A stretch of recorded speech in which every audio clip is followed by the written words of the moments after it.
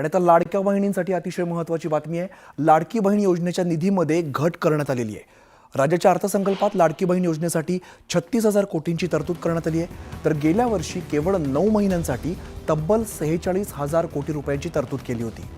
36,000 कोटींमध्ये फक्त 2 कोटी महिलाच आता लाभ घेऊ शकतात।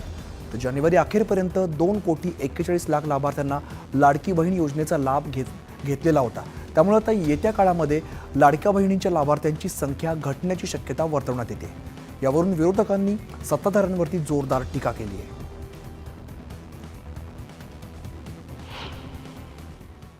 हळूहळू 10 लाख महिलांना तुम्ही कमी करणार आहात। आता करणार आहात, मला वाटतं आता 50 लाख महिलांना यातून कमी करणार आहात। निवडणुकीकरता बहिणींना कशाला फसवलं?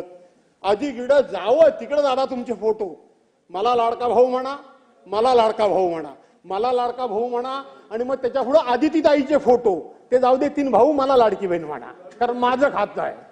नाही ते ठीक आहे। जी गुलाबी जॅकेटवर टीका काही लोकांनी केली ती मलाही आवडली नाही, खरं सांगायला गेलं तर। त्यांनी शिवलं त्यांच्या पद्धतीने, बिघडलं काय? काहीच बिघडलं नाही, त्यांचं काम झालं, आता त्यांनी काढून टाकलं। हेच मत आहे की जर तुम्ही इलेक्शनच्या काळामध्ये बोलला असता की आम्ही 1500 वरनं 2100 लाडक्या बहिणी योजनेचं मानधन करू, पण ते 2 वर्षानंतर सत्तेत आल्यानंतर करू, तर आम्ही मान्य केलं असतं। त्याच्याच बरोबर दादा जे म्हणतायत की मी बोललोच नव्हतो, पण तुमच्या जाहीरनाम्यामध्ये तुम्ही दिलं होतं की 1500 वरनं 2100 करणार आहात। आमचं मत एवढंच आहे की इलेक्शनच्या काळामध्ये फार घसा कोरडा होऊस तर तुम्ही म्हणत होता की आम्ही 2100 करू, आम्ही कर्जमाफी करू, मग तुम्ही मुंबईच्या महानगरपालिकेच्या इलेक्शनसाठी थांबलाय का? बोजा म्हणजे ह्यांनी जो आता स्वतःचा बोजा ह्याच्यावर ठेवलेला आहे, पूर्ण जे काही वजन ठेवलेलं आहे, आपण पाहताय की कर्जाचा बोजा आहेच, पण महत्त्वाची गोष्ट म्हणजे हे कोणी केलं?